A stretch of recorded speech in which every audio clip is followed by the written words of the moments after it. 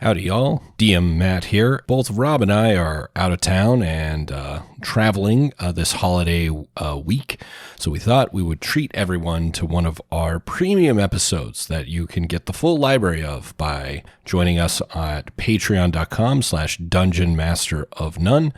This one's a lot of fun. You can think of it as a prequel to our series on reaction in D&D about the history of the Satanic Panic, bothered about Dungeons & Dragons, and so much more. It's a real blast as Rob takes me back in time to this very unfortunate history of Dungeons & Dragons in the 1980s. We will both see you next week when we're talking about Dungeon 23, Rob and I's attempt to draw one room of a mega dungeon every single day for 2023. So if you're interested, why don't you pull out some graph paper and start joining us, and we can all talk about it when we see you next week. All right, here's the show.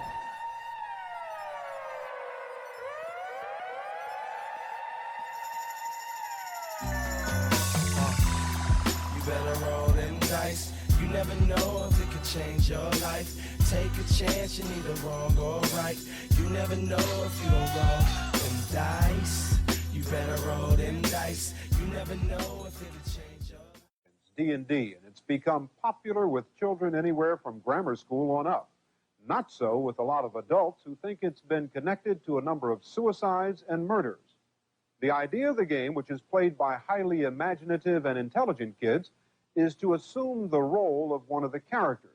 One game can go on for weeks or even months.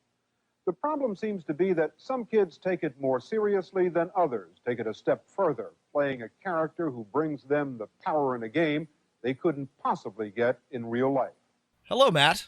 Howdy, Rob. It's a beautiful day in America. It's morning in America, Matt. One might say it's a new dawn. It's the 80s. I'm ready to win one for the Gipper, Rob. That's right. We're talking the beautiful 1980s when everything was good. America was ascendant. That's right. The Gipper was in charge, and we all knew our place in the world, and we knew what wasn't right. I'll tell you what wasn't right, Matt. It's role-playing games. Dungeons and Dragons, Satanism, witchcraft, paganism, heavy metal music, all the heralds of the apocalypse. Rob, help me. I've been ensnared in the devil's web. The devil's web, that's right. I was, so we've talked about this before. You read a truly fascinating document, a Christian response to Dungeons & Dragons in one of our previous episodes. A lot of people have done a lot of talking about the Satanic Panic and bothered about Dungeons & Dragons. There was a great, and we're going to reference this, a really excellent response written by none other than Michael A. Stackpole in 1990 called the Pulling Report. So we're not going to be covering any new ground today, but because, I've been thinking about, this is also just like one of the things that I find most fascinating in general. I just love to read up on this stuff. But, there's a new season of Stranger Things, which involves a pretty robust Satanic Panic subplot. And, one might say that the United States is taking a real aggressive rightward reactionary turn, and who knows, we might be getting a whole new round of Satanic Panics around RPGs and God knows what else. So I think there's never been a better time to talk about the Satanic Panic, bothered about Dungeons and Dragons, this sort of both unsurprising but also bizarre turn against, role-playing games, TTRPGs, nerd culture in general. Rob, just what will someone think of the children? That's right. Won't somebody think of the children? That's right. Yeah. So we're just going to talk through some of the things that happened, some of the key figures and events, and hopefully this is interesting and educational. Matt and I have plans or ambitions of someday doing a little bit of a bigger project on this, but for now, just going to want to cover the basics. So sit down, grab yourself a Crystal Pepsi. A Crystal Pepsi. Put on a Talking Heads record. And enjoy what we have to say about Dungeons and Dragons and the religious right and the Satanism in the game that we all know and love. Cowabunga, dude. Before I begin, let me seriously address a couple of things. Okay. We are going to laugh a lot because it's very funny and it's very silly. At the core of what we're going to be talking about, though, and at the core of this Satanic Panic are several suicides of teenagers. And there was and is an epidemic of teen suicide. And so I don't want to make light of these people who killed themselves or the suffering of their parents. What is worthy of mockery is, the way that a lot of people use this as an excuse to attack unrelated things and pursue their own grievances as a way of, soothing their egos. But the deaths of the people we're going to discuss are quite tragic, and I don't want anyone to think that we are, laughing at them or laughing about them. It's everything that happened after that is risible. Yeah. No. Very fair. Good to put up front. The beginning of what we're going to be talking about is 1979, 1980. And there's a couple of things that happened in 1980 that are significant. And if you listened to our episode on mazes and monsters, you are probably familiar with the case of James Dallas Egbert III, a student at Michigan State University who, as you probably know, went missing initially in the steam tunnels near his dorm, attempted suicide unsuccessfully, and then a year later, did commit suicide. This is all portrayed dramatically by a very young Tom Hanks in the made-for-TV movie Mazes and Monsters, which is, it's something. It really is truly a wild piece of cinema. Mazes and Monsters is. Only the finest made-for-TV movie. I do have to say, I do love steam tunnels. Tunnels. Listen, if you're a college student listening to us, don't take my advice because steam tunnels are illegal and off limits and quite dangerous. But I did have a lot of enjoyable time exploring steam tunnels. Don't go into the steam tunnels. Some of the steam is very hot, I will say. You touch a pipe, 1, you could be electrocuted. 2, it could just be a very hot pipe. So, yeah, very dangerous. So please don't go in them. They're dangerous and full of steam.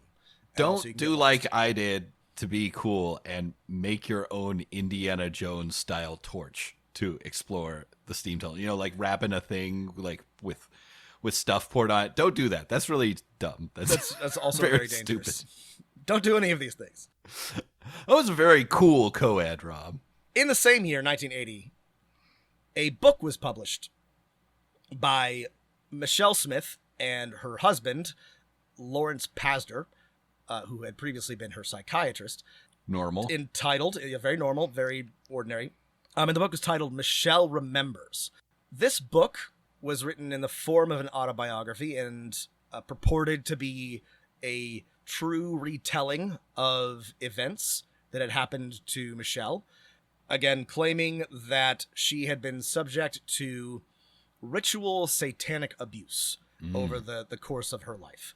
It's so funny, like, how these things trickle down. It's like, during this time in the United States, like, it was the hot thing to have a psychologist or a psychiatrist discover, like, repressed memory. Like, all these things can be, like, kind of real. Like, repression is very real, but, like, this was the big phenomenon. And especially, like, uncovering multiple personalities or discovering, like, what we would today call dissociative identity disorder, which, validity is somewhat in question, especially in these cases. But, like, yeah, everyone loved, like, okay, let's go to a psychologist and discover, every psychologist wanted to be the next person to discover someone who had the craziest repressed thing. That's absolutely right. And part of that is because Smith and Pasder became very famous and very wealthy from this book and their speaking tours and talking to police.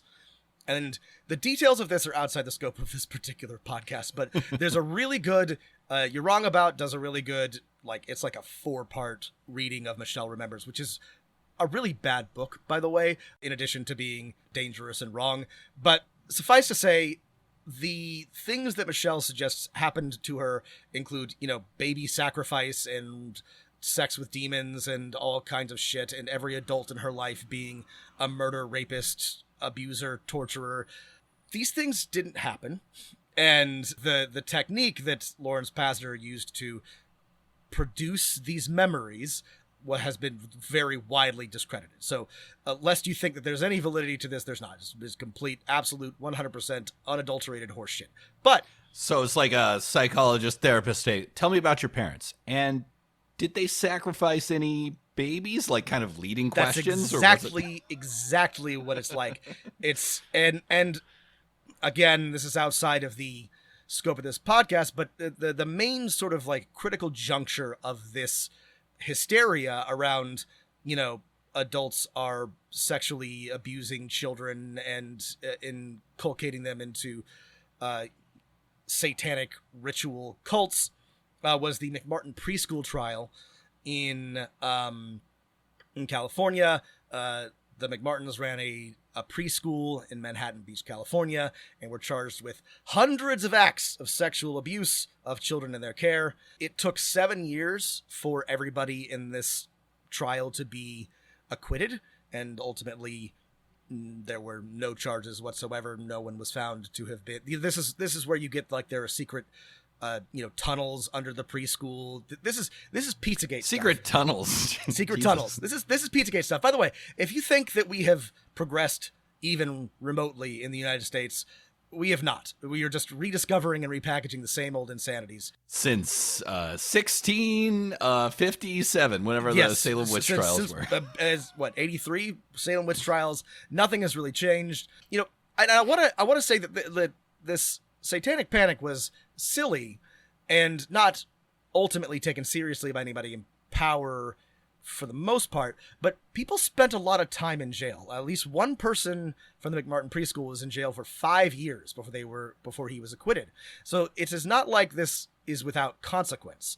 But when we're talking about role-playing games, talking about D&D, I want to be clear that the TTRPG community managed to evade too many like real consequences. It was mostly just ostracism and shame and bullying and some material pain. Some smaller presses shut down and some shops had to close up. But for the most part, the D&D part of the Satanic Panic was a sideshow. It is still, however, I think really worth talking about because it's a significant part of the overall panic. It just, compared to what happened to people like the McMartins, it's relatively minor. Okay, so 1980s, people getting real weird. People imagining the devil behind every... People watched The Exorcist too many times. Rosemary's Baby. Ooh, that was Rosemary's Baby, that's right. The Omen comes out. People are scared of Satan. People are scared of satanic children. Satanic children are the creepiest. They are pretty creepy. We can say that. So, in 1982, Irving Pulling shoots himself in the chest on his front lawn. He lives in Virginia, and his mother, Patricia Pulling, uses this as an excuse to found Bothered Against Dungeons and Dragons next year, 1983. Bad. So both Egbert and Pulling were known to have played Dungeons and Dragons. It is later shown that this was not probably a significant contributor to their suicides or to any of their behavior, but they were known to have played Dungeons and Dragons. And Patricia Pulling believed this to be the cause of her son's suicide. She sued the principal of her son's high school for, I guess, allowing him to play D&D unsuccessfully, and started going on essentially a crusade about Dungeons and Dragons. It is not like Monopoly. There is no board. It is role-playing, which is typically used for behavior modification. If you are using behavior modification and you are doing violent roles and you're doing negative roles continuously, these children not only begin to have violent dreams or violent thoughts or negative, depressing type things, they become very much a part of this character. I imagine that lawsuit, when it reached court, the judge was like, wait, you're suing your principal because your son played again. I mean, as tragic as like his death was, it's like maybe that's not the most quick remedy to your pain. She also sued TSR at this time. Both cases were thrown out of court. She paired with the Illinois psychiatrist. There you go, Matt. Your thesis of every psychiatrist wanting to be responsible for, I don't know, some grand unifying theory of why kids do the things they do, or why people are actually satanic ritual monsters. It bears out. I guess, wait, when was the Jim Jones shit? Was that like 79 or 80? Like, that was pretty crazy. Like, it does make a little sense. Yes. It's not just movies. Like, it does make a little sense why people are like, holy shit, 190 people killed themselves? My God. Matt, this is a great point. So Jim Jones, notably not a Satanist. Not a Satanist. So the People's Temple suicides in quotes. Right. Sorry. 78. And there is no denying that there is something going on in the United States in the 60s, 70s, and 80s when it comes to New Age belief, cults, well, especially cults, but, weird millenarian movements. Waco is not too long after this, and there's just there's something going on, right? So, and there's been a lot of really interesting and good writing about that. And I don't think anyone's has a good answer, but no, that's a good point. There's something going on, and people are looking for answers. So it's not, well, it is wildly off base. It's just, you can tell why they're sort of casting around, looking for some explanation about why, society is beginning to unravel, it seems. But we're trying to fight, but control Ho Chi Minh, Richard Nixon back again, moonshot, Woodstock, Watergate, punk rock, Bacon, Reagan, Palestine, terror on the airline, Ayatollahs in Iran, Russians in Afghanistan, Wheel of Fortune, Sally Ride, heavy metal, suicide, foreign debts, homeless vets, AIDS, crack, Bernie gets, hypodermics on the shore, China's under martial law, rock and roll, a cola wars, I can't take it anymore. We didn't start the fire, it was always burning since the world's been turning. We didn't start the fire, but when we are gone, we'll still. So she partners with this Illinois... Patricia Pulling does. Partners with this Illinois psychiatrist, Thomas Radecki, who's the director of the National Coalition on Television Violence, which has links and all of these quick things. question, Rob. Are they for or are they against television violence? The believe coalition, we're pushing every day. We need more violence on TV. I need a cop shooting someone in the head at the end of every episode of Cheers. Believe it or not, they're against it. It goes without saying, or maybe it should go without saying that both B.A.D.D and the National Coalition on Television Violence, and pretty much every organization I'm going to mention, has ties to the Christian fundamentalist right and receives funding from people in that sphere of influence. So in case you thought this was, just independent, organic, it's not. It's AstroTurf. I want Trapper John, MD, to cut a man's leg off, and I want us to see that amputation. Sorry. Just imagining putting a lot more violence in my 80s shows. When the A-Team blasts some people, I want bloody squibs bursting across. That's right. Actually, the NCTV, the National Coalition on Television Violence, is actually a squib advocacy organization.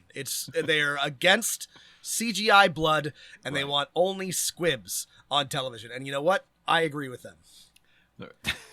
When G.I. Joe, I want them to take away those weird red lasers. Give them guns. Give them guns.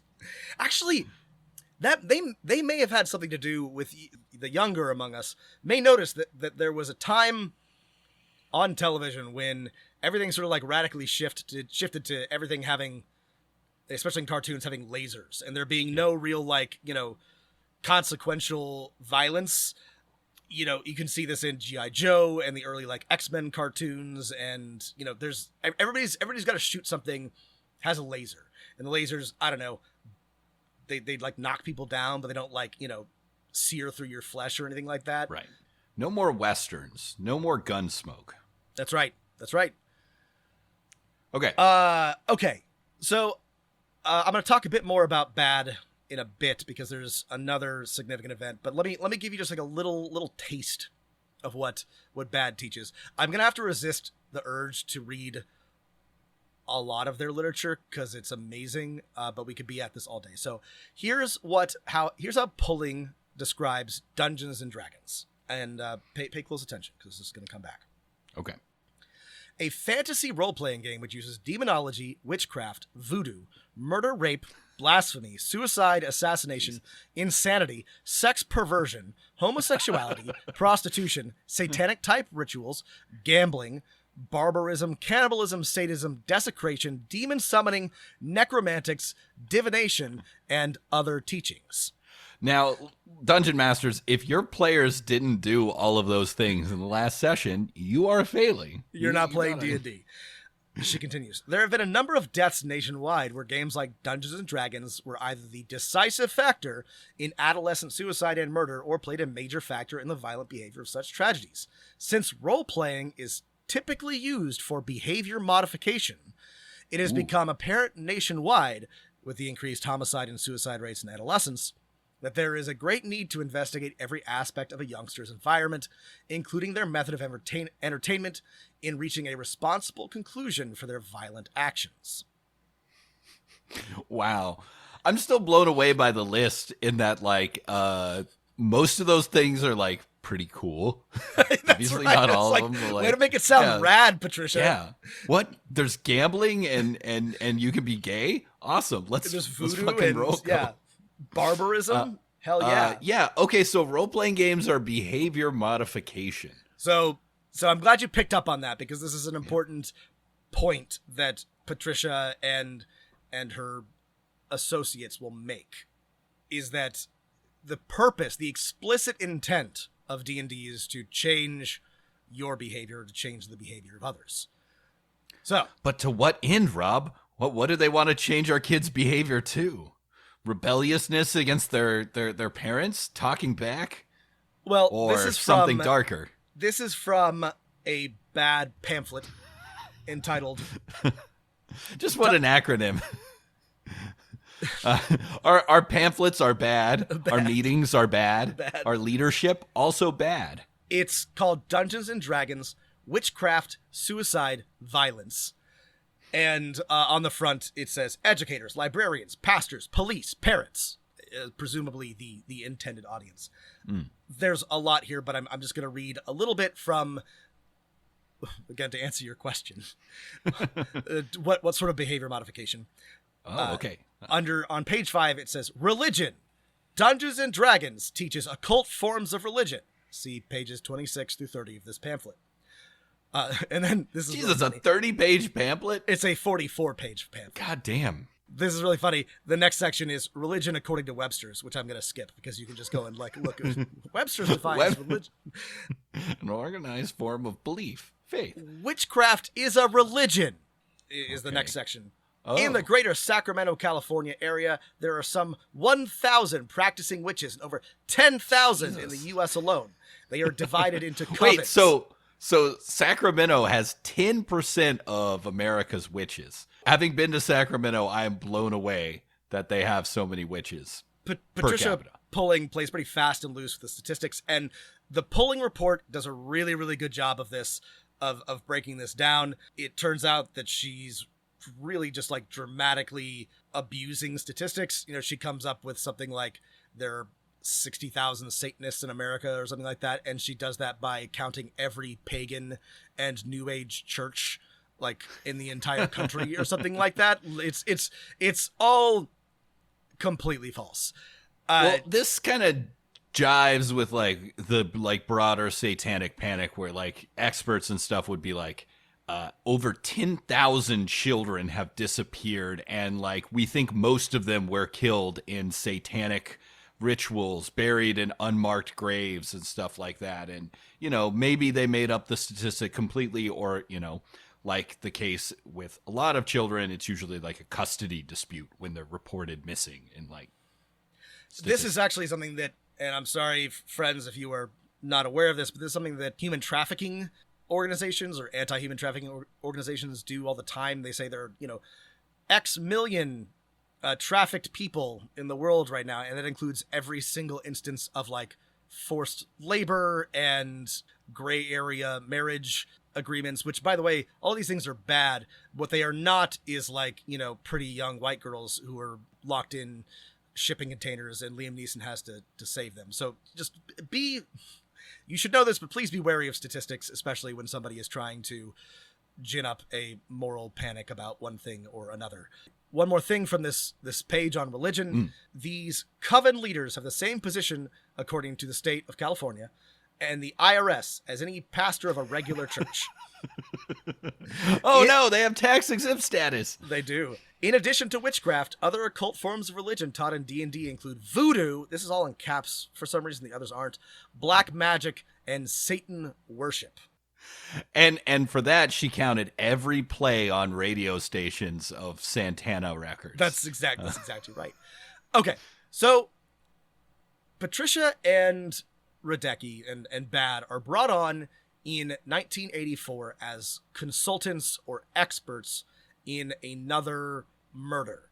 And this is the trial of Darren Lee Molitor in Missouri. Oh, so I haven't heard of this one. I've heard of Egbert, and I've heard of Pulling, of course, but... So Molitor, and this is, again, tragic. So I'm going to read to you the Associated Press report on this, the sentencing of Molitor, and then I'll tell you a little bit more about what happened. Well, okay, I'm glad we can get to a reliable source, Rob, because I've seen the charts that people have been publishing on Facebook to counter fake news, and I know that AP is very high in the reliability ratings. The AP is to be trusted. Okay, hit me with that advanced placement article. Clayton, Missouri. A man who said the fantasy game Dungeons & Dragons played a role in the killing of a college student has been sentenced to life in prison. Darren Lee Molitor, 19, of St. Louis, was sentenced Thursday for the strangulation death of Mary C. Towie, 18, in April 1984. He had been convicted earlier of first-degree murder. Molitor told St. Louis County Circuit Judge Alfonso Voorhees before he was sentenced that his trial was not fair because he was not permitted to present expert witnesses to give evidence about the role-playing fantasy game Dungeons & Dragons. The reason I brought the game into the defense was not the evil aspect of it, but the way the game is played. The mind use, Molitor said. There is proof and evidence, in fact, that anything done within that aspect of role-playing is effective and dangerous. He had testified that in binding Miss Towie and placing an athletic bandage around her throat, he and Adcox, his accomplice, intended to play with her mind, not kill her. Jesus. So... that is what appeared in the newspapers about the Molitor murders. You might be forgiven for thinking that this is pretty cut and dry. D&D was a driving force behind these murders. As it turns out, that is not what the defense said. That is not what any of the prosecutors said. That it appeared really nowhere in the trial itself. It was not determined to be significant in this particular case. And Darren Molitor later changed his mind and recanted and said something entirely different about D&D.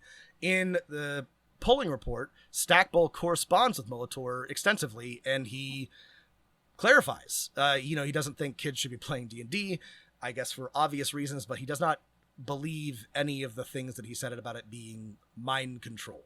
Molitor sounds like so he's a murderer and sounds like a obviously very disturbed individual. Yes, he's a murderer. And again, clearly dealing with some stuff. One might assume that he was intending, somehow hoped this would improve his sentencing if he could blame it on D&D or something like that. But it's clear from both what the defense found and from later correspondence that this wasn't their exculpatory argument. Exactly. That and it wasn't because he played his game, he didn't know what he was doing. They weren't saying that. Exactly. However, Pulling and Radecki, made a lot of hay out of this particular murder, and it was. And so they were on the case, or they were at the trial. They were at the trial. They were consulted, and let's see, they spoke to the jury about Dungeons and Dragons and how the game was played. They testified. I think it was off the record. Anyway, they were brought on as expert witnesses for this trial. And this was not the only one. This happened several times, but this was the first one, and the one that they used to sort of like raise their national profile as experts on Satanism and role-playing games and the influence of Dungeons and Dragons and all that. So pulling sounds like has really taken a turn. Like, tragically, her son took his own life. Rather than deal with that, and I think I've read elsewhere that like Pulling was like very depressed, like he didn't have friends or social connections, he didn't have a good relationship with his family, according to like those close to him. All of the like warning signs of like depression or of suicide, right? But instead of dealing with that, it sounds like she's decided to become a Dungeons and Dragons crusader, and Radecki is along for the ride to publish his. Pulling has passed away. She died in 1997, so she's not around to defend herself.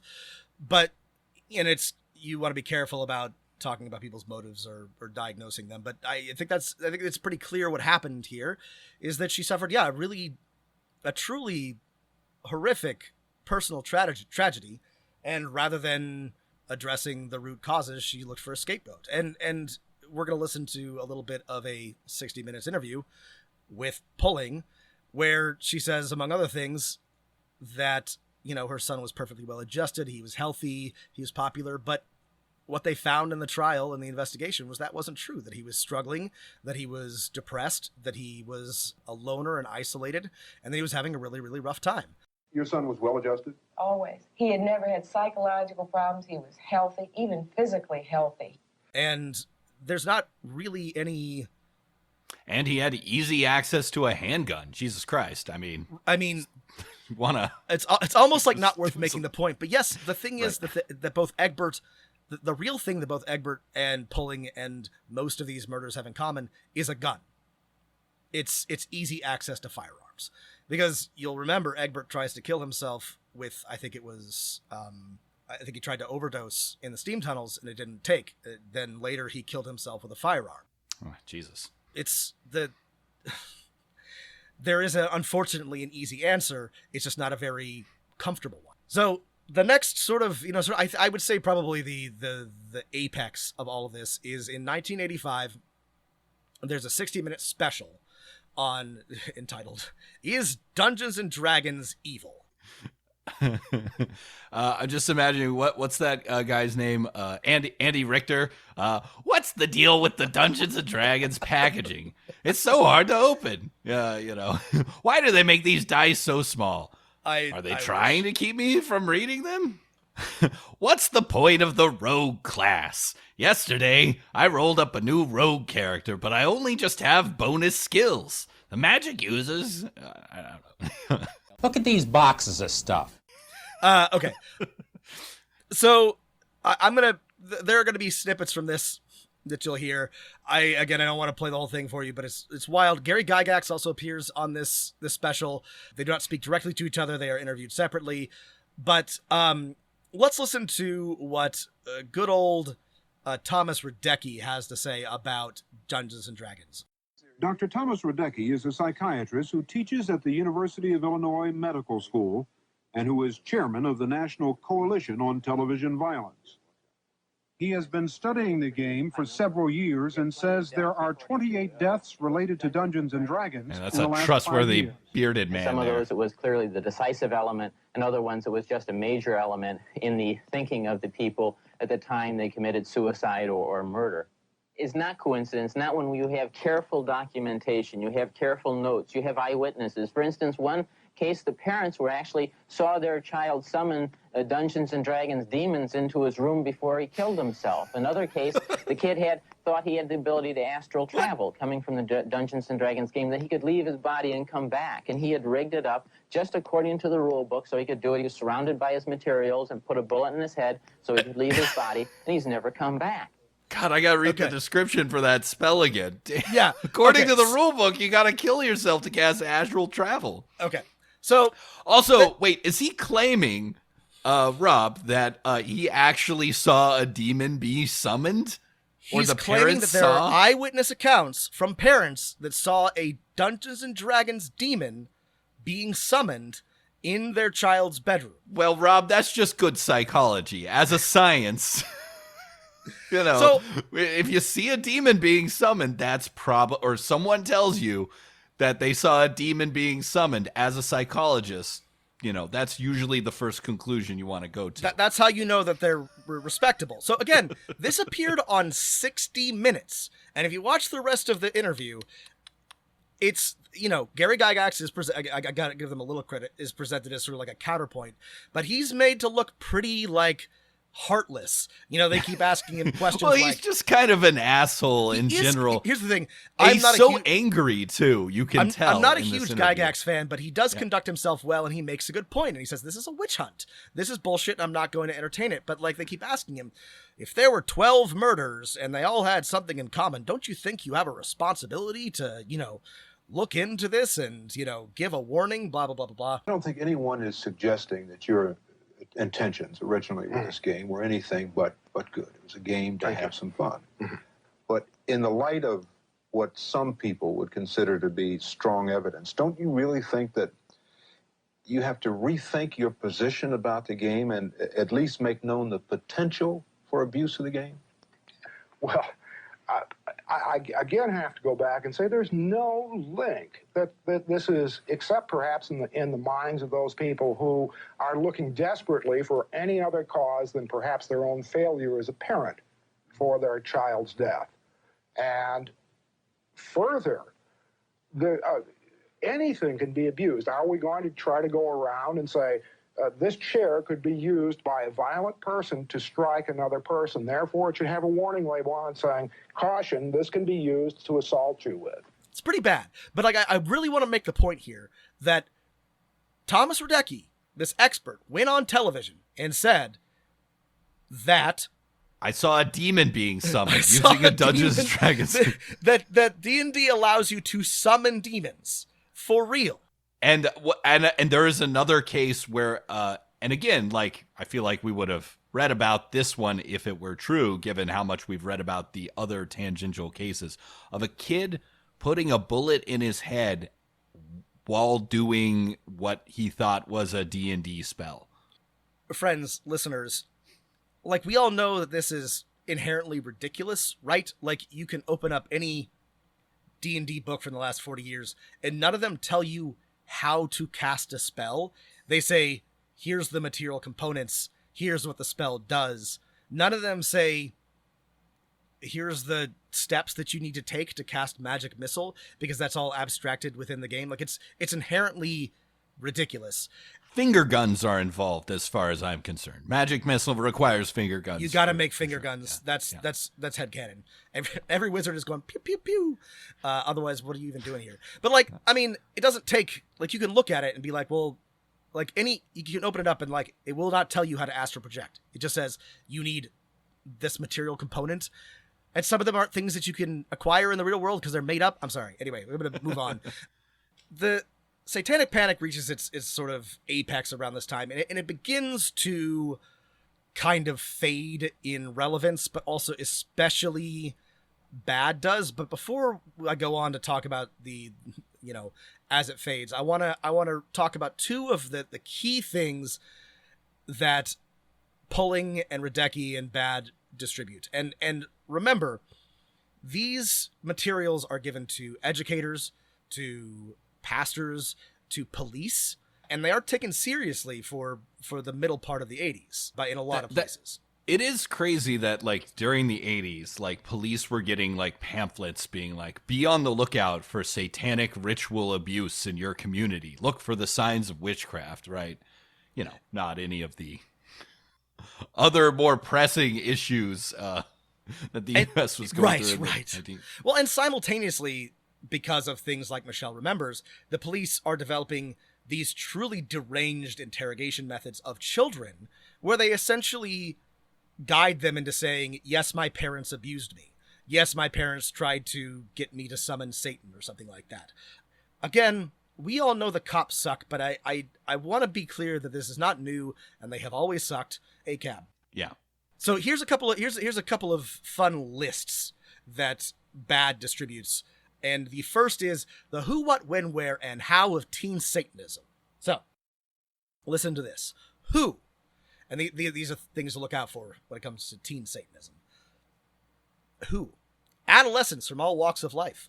Many from middle to upper middle class families. I love the first bullet point of teen Satanists is you're probably going to look for a teen. Over or underachievers. Well, that narrows it down. Okay. Ordinary achievers, not a problem. Don't worry about them. If they're never a Satanist. If your kid's mediocre, you're good. If your kid's getting B's and C's, they are never going to fall to Satan's dark safe. grasp. Yeah. Creative/curious. Some are rebellious. Some have low self-esteem and are loners. And then some children have been abused physically or sexually. When it appears the ages most vulnerable are 11 to 17. Where? Public places such as rock concerts, game clubs in communities, or at school.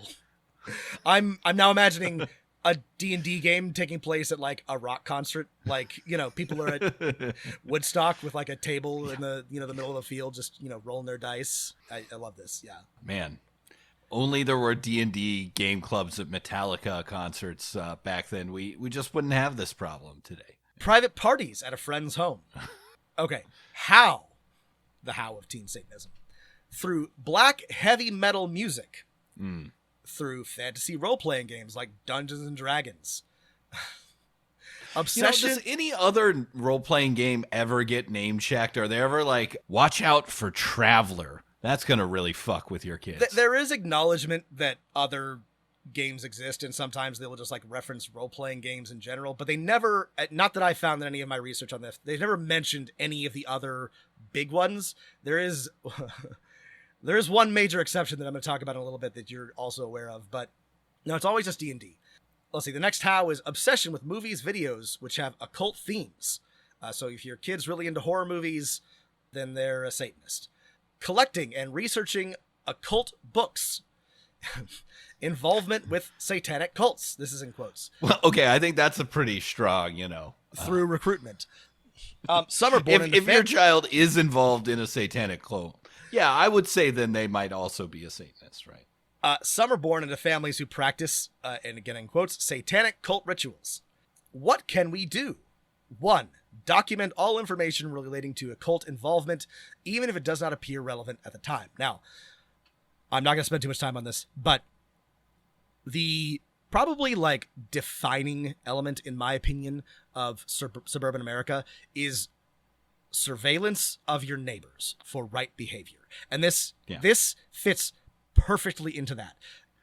Finally, I know what I could do. Do the thing I was already really into doing. I can snoop on my fucking neighbors and their teenage son or daughter, and if they do anything weird, I can be like, Tammy, your son is kind of a loner. I think he might be involved with satanic ritual abuse. And then if Tammy is like, go fuck yourself, Karen, then you can take it to the cops, to the pastor, to their principal, because she's not taking this seriously. So the rest of the what can we do? Keep an open mind. Stay objective. Yeah, okay.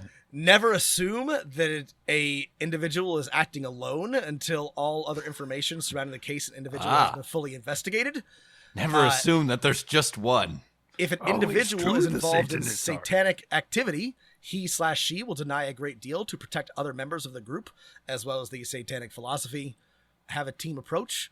Work with a therapist, clergyman, and other helping professionals. It is really tough to find a Satanist, because if you talk to a Satanist, they will say, I'm not a Satanist. But that's what a Satanist would say. Tammy, I'm a Methodist. God damn it. Finally, educate the community so that potential tragedies might be avoided. I wonder how many city council meetings there were in the 80s where someone just got up and, like you saw with the QAnon thing of the last couple of years, just like went on and on about ritual satanic abuse taking over our children. I mean, you have seen what like a modern city council meeting is, right?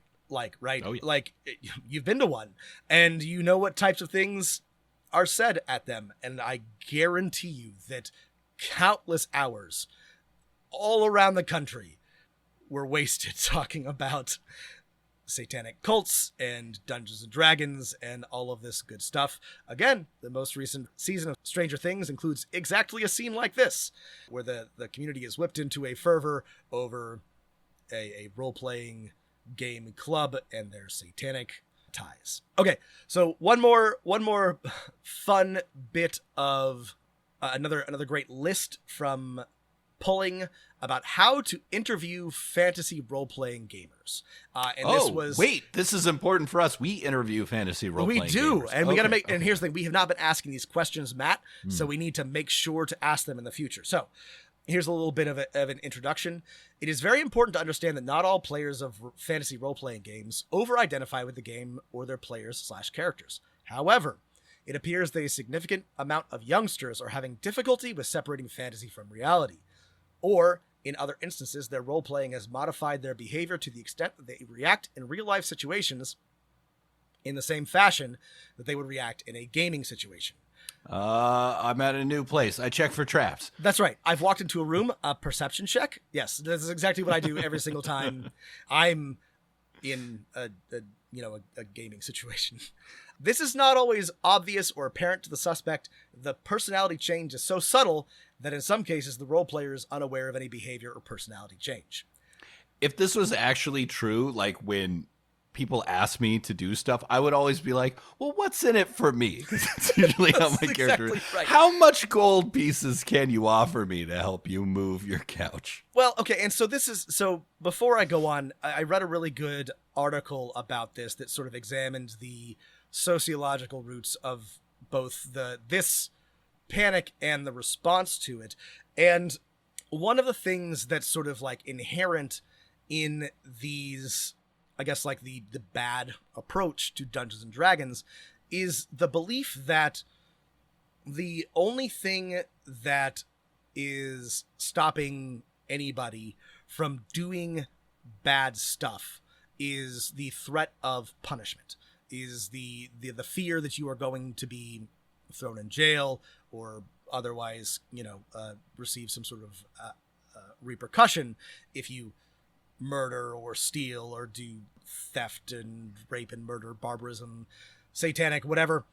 And that because in games like D&D, there are no rules and you can be a murder, rapist, thief, brigand if you want to, that kids can't tell the difference, and so playing D&D will somehow erode their moral fiber and they won't be able to tell the difference, and then they'll start doing murders because it like so much, and I'm going to say evangelical theology, it takes a incredibly dim view of humanity and human nature, and it hinges on fear and punishment and retribution as key drivers of morality. Yeah, there's something particularly diseased about the American psyche of that really gets into this, like, yeah, we're all without punishments, we're all 5 minutes till midnight on the That's exactly right.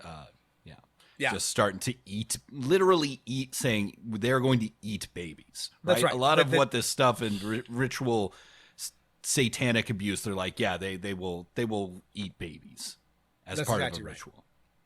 Here's what Pulling has to say about what to ask a fantasy role-playing gamer in the event of an interview.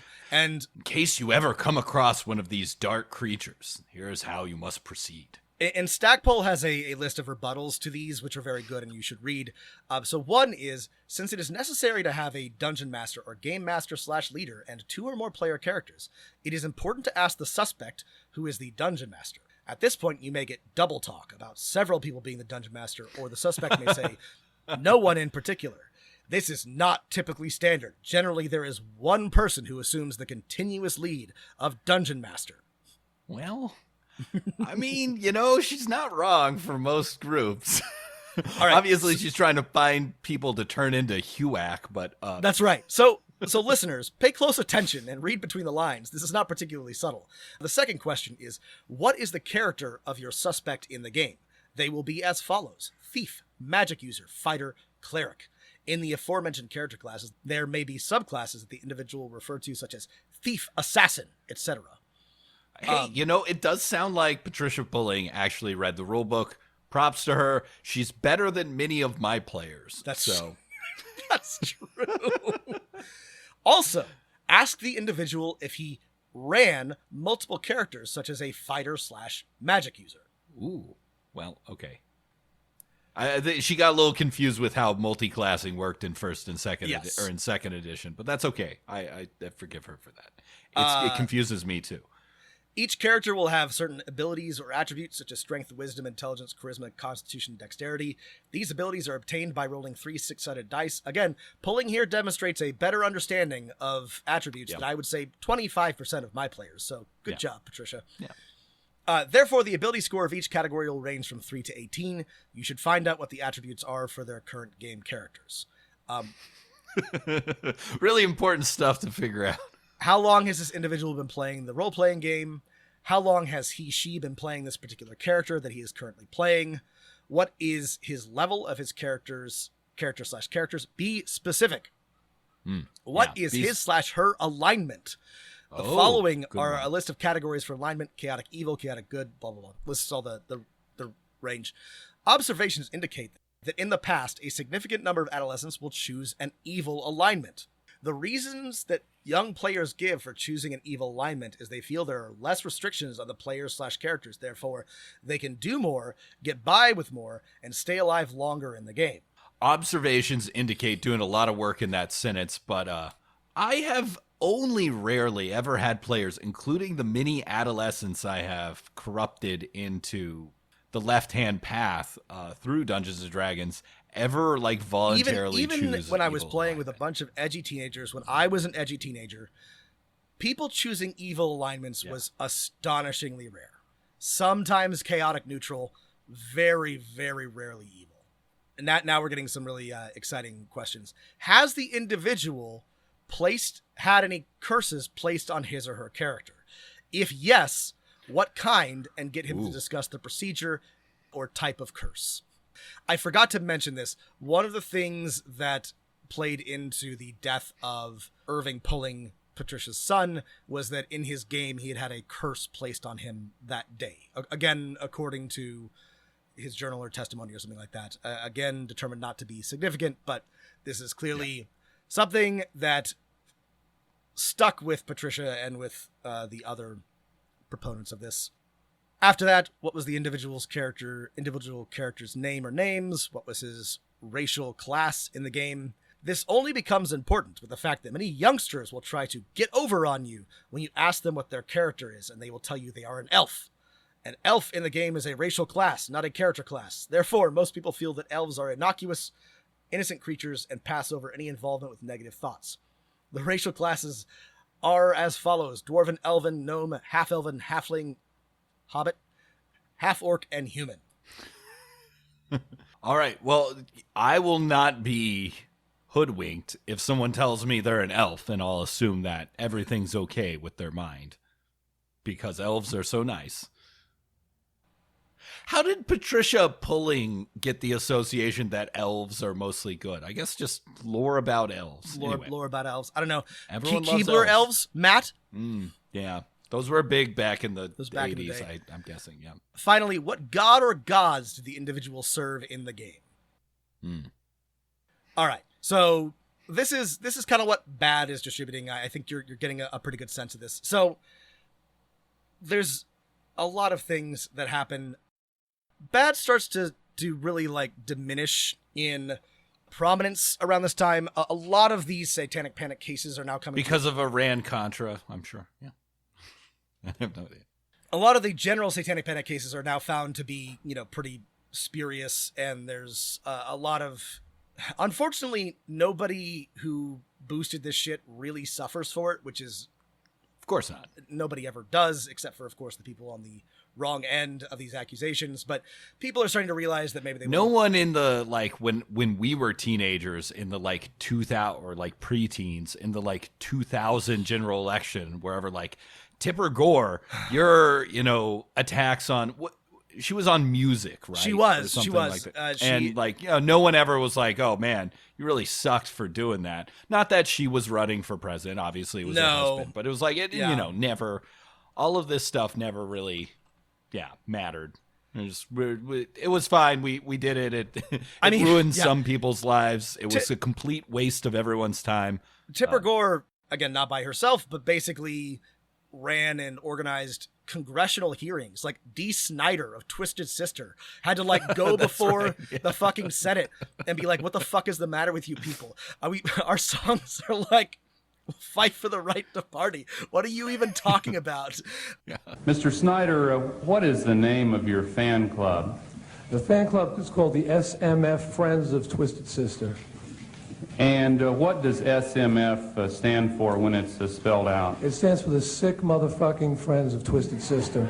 But yeah, no, nobody ever was like, boy, that was embarrassing and bad and a huge waste of resources. They were just like, well, I guess we couldn't prove that heavy metal is satanic, but keeping an eye on you. So in the course of the 80s, B.A.D.D never succeeded in their so-called D&D defense or prosecution. Like nobody was ever proved. They never proved that D&D was a significant part of any of these suicides or murders, even though they financed a lot of academic research on criminal activity, psychological transformation, all of these things related to RPGs. None of them found any link whatsoever. Not the ones they funded, not the ones that other people funded. And this is worth pointing out, in case you're curious, like real legitimate studies have been carried out on this, and there is no link between role-playing games and suicide. There's just like no causal association whatsoever that has ever been found. Sometimes they're, D&D players and gamers commit suicide, and it's often very tragic, and sometimes they are isolated because they play games, or they play games because they're isolated, but there is no link that B.A.D.D was ever able to, or anyone else was ever able to prove.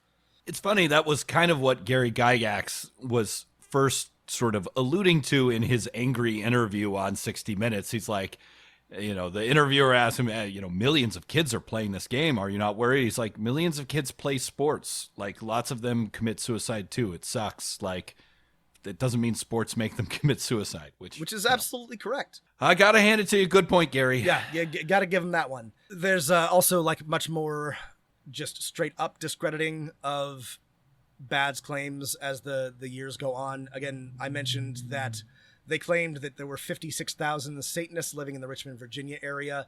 This number was arrived at by including all activities pulling perceived to be New Age or pagan influenced.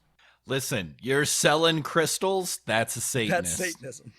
I would love to do that today with like essential oils and like I'm sure back in the 80s, like yoga would probably be considered. That's New Agey, right? Satanism. Just like, it's over 70% of America is Satanists. Right. So as we mentioned, and as you heard in that 60 Minutes interview, they are also making increasingly fantastic claims. Right. Christian organizations saw an actual demon. Yes, saw an actual demon. So both. I still can't get over. I heard a guy on national network TV be like, and the interviewer wasn't like, hold on a second, hold on, let's stop there. The interviewer was like, your claim is there was a demon. Go on to tell me more about this demon summoning that somebody witnessed and has firsthand evidence of. In addition, B.A.D. made claims that RPGs were actually a form of satanic worship, caused multiple personality syndrome, were involved in satanic rituals, was used as a cover for human sacrifice and child abuse, and that the supposed magical rituals conducted in RPGs had a real-world effect, as we just heard. Other grandiose claims. It's always funny when, like usually like religious types have these panics about like witchcraft and that, it's this dangerous thing that is corrupting the mind. Also, it is literally magic that is dangerous. That's right. And is more powerful than any magic we have with our most practiced religion on the planet. Because you can get your average suburbanite to, like, take up torches and pitchforks and be like, yeah, those kids are doing satanic rituals, or those libs are eating babies. And then someone's like, yeah, and also they're summoning real demons into the world. And then you're like, okay, hold on a sec. They get all caught up in, like, the fervor, and then they reveal what they actually believe, which is that Satanism is real and Satan exists and also is bringing about the apocalypse or some variety of this. And then that's right. Yeah. Because kind of behind this is that, like, maybe not all of these people who were on this Satanic Panic crusade believe this. Maybe some just believe that this ritual satanic abuse was just leading to the abuse of children. But some clearly believed that Satanism is real, and their magic is real, and Satan is real. And I mean, how many, goddamn, we got to stop them with psychologists. How many, like, otherwise, like, good parents, nice people, do you know who got all, like, freaked out about the Momo challenge or any number of other, like, the knockout game, Pokemon cards? They're being duped, but they're not, like, bad people. They're just, like, afraid for their kids. They're afraid that there's satanic cults, evil peer pressure is going to make their children accidentally commit suicide or something like that. So, like, it's hard to know, like, how many people are, like, bad faith actors or people on a crusade, like, pulling, or are, like, genuinely concerned and maybe just aren't very good at critically thinking about things, who are just, like, easily frightened by 60 Minutes interviews where a guy says, which it is a very frightening interview. It is. Like, they do give both sides, but it's like, they kind of leave just asking questions here. They do. Maybe the 4 million kids who are playing D&D are all at risk for sudden undiagnosed mental problems and or suicide with no warning, right? Which, if you bought that, is pretty fucking scary. As a police officer, as an investigator, did you see a connection between what happened here and the game Dungeons and Dragons? And the investigation showed that it was a focal point of the boys' lives. They were just enthralled in the game. And this comes from witnesses and the family and the brother, that they were totally obsessed with the game. In fact, would play it for 48 hours straight, sort of a marathon playing. It is disappointing these crusaders never turned to, like, all right, the Satanists, they got magic. They are summoning literal demons. We got to fight back with magic of our own. It's time for some white hat magicians. Let's go. Right. Let's get some candles. Right. Let's do what's the opposite of a pentagram? Let's paint some lamb's blood on our doors. Let's start doing some good magic. Other grandiose claims expressed by B.A.D.D, suggested that lycanthropy and vampirism were real, and and especially, like, B.A.D.D, but other organizations were convinced that the Necronomicon, invented by H.P. Lovecraft, was a real book. That lets you do necromancy, demon summoning, whatever, and that everybody had read it and was doing rituals or whatever. Ah, man. Pulling and like a 16-year-old kid at the first job I worked at who was like, no, there is a real Necronomicon. You can get it. You can't get it at the library, but you can buy it on the black market. You can buy it on the black market. Also, like, gamers got a little organized. Committee for the Advancement of Role-Playing Games in '88 put together a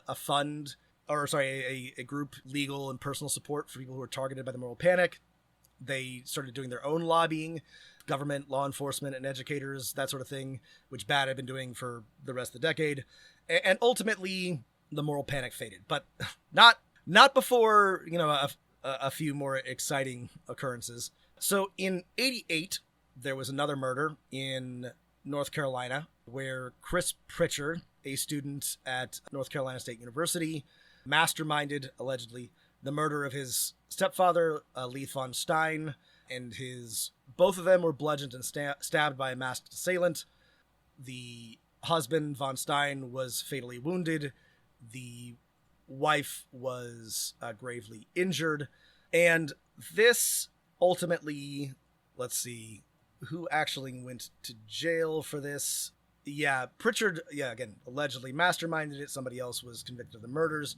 However, a very minor part of this murder involved the fact that Pritchard was supposedly into Dungeons and Dragons. And there were two true crime books written about this murder. Cruel Doubt by Joe McGinnis and Blood Games by Jerry Bledsoe. And both of these books were turned into TV movies, which featured, believe it or not, Dungeons and Dragons pretty significantly. Cruel Doubt, especially, you're going to love this, Matt, was a 1992 miniseries starring Blythe Danner and Matt McGrath and a very young Gwyneth Paltrow. Ooh. He came in the night, he murdered her husband, and he tried to kill her. Mama! Oh my God. Who in the world would want to kill us? The police think they know. Boy is a time bomb. Could it be her son? I know for a fact that Chris had nothing to do with this. From the author of Blind Faith and Fatal Vision comes Cruel Doubt, the shocking true story. Drag out an innocent person in the street. Could a child kill his parents? Cruel Doubt, NBC Sunday. Coolest of all, it really happened. And there's Quinny? at least one part where it features an AD&D first edition rulebook with a piece of artwork pasted into the pages depicting an orc with a dagger and backpack, supposedly what had been used in the murder.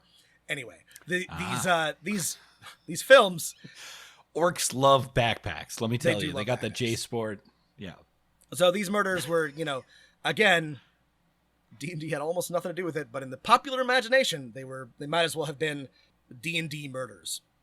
In 89, many of you might remember, TSR caves like the cowards that they are and removes demons and devils from the rulebook, renaming them to Batezu and Tanari, calling them, all fiends. I actually, truth be told, I don't think this was a bad move. I kind of like Batezu and Tanari, and it was a nice way to get the psychopaths off their back. It was an attempt to appease the right.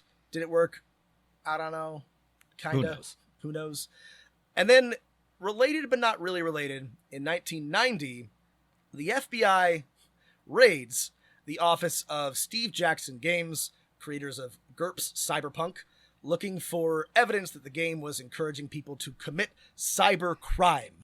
We may have to do a whole episode just like this one on the GURPS raid. We on will, the Steve Jackson raid. And that's going to be its own thing. But this is I think sort of like a part of this greater moral panic, which brought a lot of attention to role-playing games, which I don't know if you look real close are kind of weird. I don't know. You look close enough at anybody, you're going to find something to get freaked out about. And the FBI got freaked out about GURPS.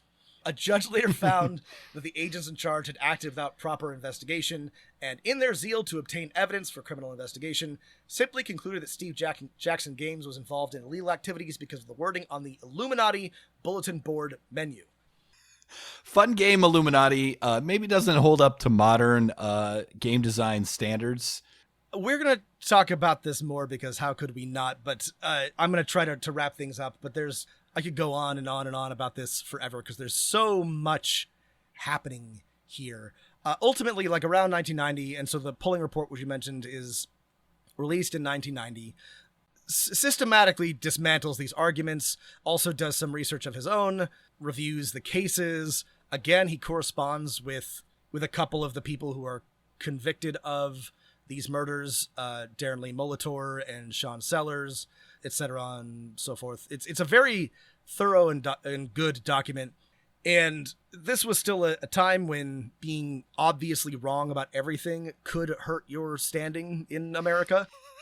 a simpler time. So by, the early 1990s, the intensity of the Satanic Panic has faded. We've moved on to other things to be mad about. It was the 90s. I don't know. Video games now. Video games. Right. But this has an impact. It leaves leaves a mark. And there's a lot. It's hard to know exactly what the impact of this was. I read a couple of good papers that talk about there's harassment from teachers and parents, police, sabotaging of group games, tacit encouragement of violence, theft and abuse against gamers, people going into hiding, small stores shutting down, small presses going out of business, that sort of thing. But ultimately, it's largely social condemnation and ostracism, which again, most gamers were already dealing with for being nerds, and this just made it worse. One of the arguments that I read that was really interesting was that in response to this moral panic was, a response to this moral panic was a lot of gamers leaning in more aggressively to games like Vampire the Masquerade or Werewolf the Apocalypse, other gothic horror types of games in sort of like a... They were also just the new hotness. They were the new hotness, yeah.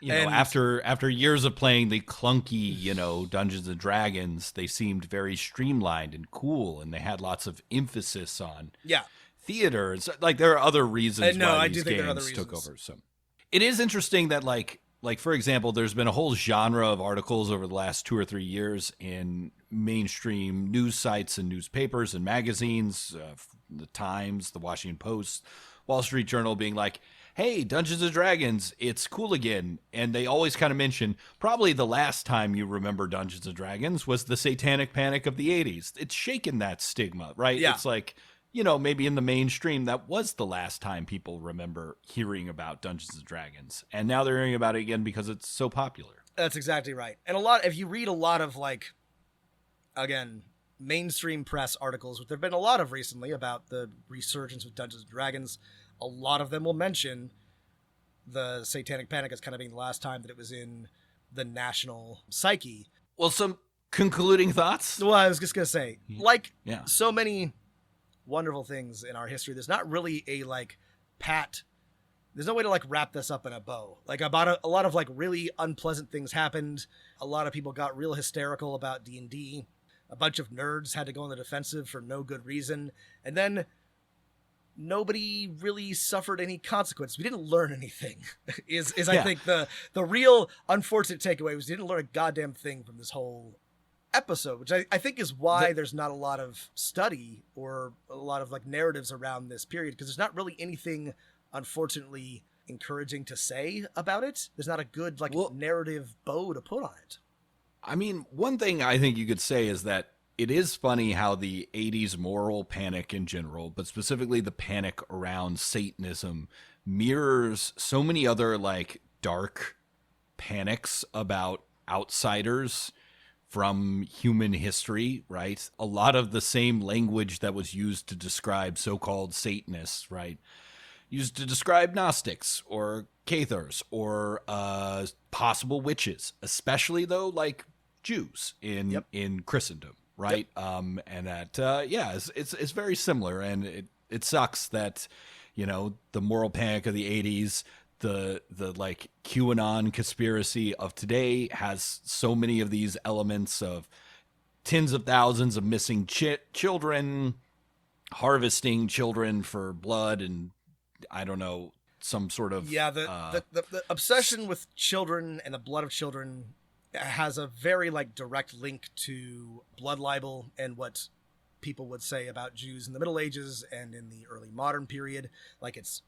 It's borrowed directly, and not everybody is aware of this. I'm not saying that everybody who believes that the Democrats... And wait, I just want to make it clear. I'm not making the comparison that gamers are persecuted Jews during the Middle Ages. I'm saying that the sort of overall Christian religious mindset, there is this thing that crops up. No, I'm not saying that either. But I am making the point that this language has a common root, right? And you mentioned it, QAnon, the Satanic Panic, all kinds of things they're obsessed with, among other things. Yeah, babies' blood and drinking it and blood sacrifice and all these things. And again, I do not believe that everybody who is frightened of these things or even perpetrating these ideas knows the root of it. But a lot of the time, the root is in anti-Semitic conspiracies about blood libel and Jews stealing your babies to drink their blood for demon rituals or whatever. God, it is also, I think the other twin root is the sort of